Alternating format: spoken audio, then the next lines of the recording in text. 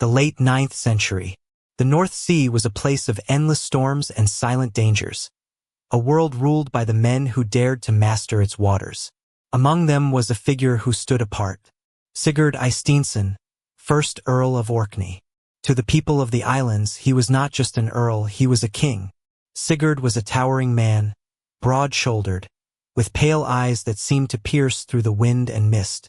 In battle, he wore the pelt of a wolf draped over his shoulders, a symbol that he fought not as a man, but as a predator.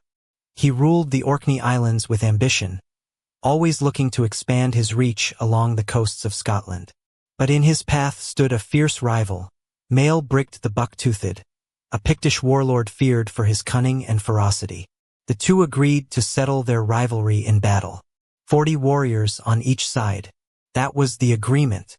But Sigurd believed in power, not fairness. When the day came, he arrived with 80 men. The clash was swift and brutal. Outnumbered, the Picts were overwhelmed. When the fighting ended, the field was littered with bodies.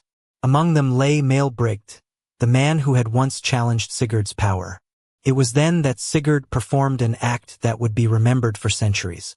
From his enemy's chest, his heart was cut free, still warm from life. And in front of his warriors, Sigurd bit into it. For the Norse, the heart was more than flesh. It was courage, strength itself. To consume it was to claim those qualities for your own. That day, Sigurd didn't just defeat an enemy. He sent a message across the northern seas. He was not a ruler to be challenged. After the battle with Maelbrigt, Sigurd Eysteinsson's name carried across the northern seas like a cold wind before a storm. The message was clear: to challenge him was to invite ruin. From the Orkneys, Sigurd's longships began striking further along the Scottish coast. His raids were not random plunder, they were calculated. Each attack broke another alliance among his enemies, each victory tightening his grip over the north. The villages he passed became ghostly silent before his ships even touched shore.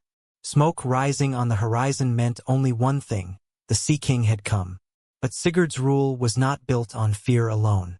He was a shrewd leader. Tribute from conquered lands was shared among his warriors, keeping them loyal. In the longhouses of Orkney, feasts were held where victories were celebrated, and tales of his strength grew larger with each retelling. Still, the memory of the battlefield ritual, that moment when Sigurd bit into the heart of a fallen foe, became the core of his legend. Warriors told it not just as a story, but as a warning. They said that Sigurd did not simply kill his enemies. He claimed their spirit, making himself stronger with every victory. The Norse believed that a man's life force could be passed on. For Sigurd, it was not enough to defeat an enemy. He sought to take what made them formidable and make it his own. To his followers, it was the mark of a true Sea King. To his enemies, it was the mark of a monster. But Sigurd's ambition was endless. His eyes turned toward the mainland, where larger kingdoms waited. And somewhere among those lands, another enemy was waiting for him. One who would end his reign in a way no one could have predicted. Sigurd Eysteinsson's reign had stretched far beyond the Orkneys. He had broken Pictish resistance, raided the Scottish coast, and ruled his island stronghold with both fear and cunning.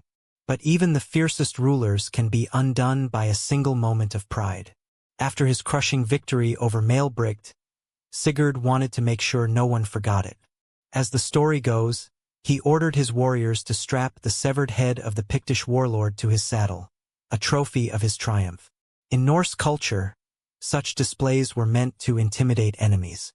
The sight of it as Sigurd rode through the land would be a reminder. This was the fate of those who defied him. But the man he had slain was called Buck-Toothed for a reason. As Sigurd rode back toward Orkney, the head swung against his leg, the long tooth scraping his skin. It was a small wound, nothing for a warrior to fear. Days later, the wound became swollen. The redness spread, and a fever took hold. In the age before medicine, even the smallest injury could be fatal. What had begun as a scar of victory turned into a mark of death. Sigurd, the feared Sea King, the Wolf of the North, fell not to an enemy's blade in battle, but to the bite of a dead man's tooth. To his warriors, the irony was as sharp as it was tragic. The man who had consumed the hearts of his enemies to gain their strength was brought down by the last, lingering touch of one. Even in death, the legend of Sigurd Eysteinsson grew. His story was told in longhouses from Norway to the Scottish coast. A tale of ambition, ferocity, and the strange, cruel twist of fate that ended the reign of the heart-eating king.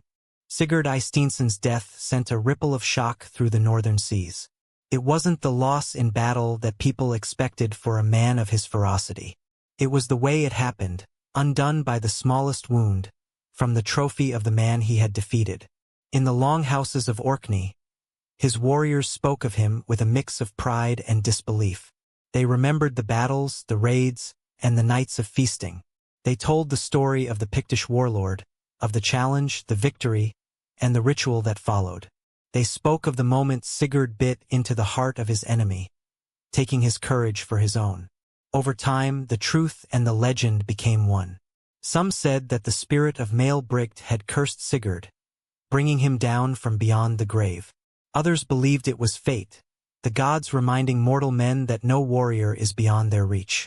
In the centuries that followed, his tale became part of the sagas, carried by storytellers from the icy harbors of Norway to the windswept coasts of Scotland. The image of the heart-eating king, fierce, cunning, and ultimately undone by his own pride, became a warning as much as it was a legend. Sigurd's rule was over, but his story endured. It was told beside firelight, in the creak of a ship's timbers, and in the hush before battle. For the Norse, he remained a symbol of raw strength, and a reminder that even the strongest kings can be brought down by a single, unexpected twist of fate. Today, more than 1,000 years later, his name still drifts on the cold winds of the North Sea. Sigurd Eysteinsson, the sea king who ate the hearts of his enemies, and was killed by the tooth of a dead man.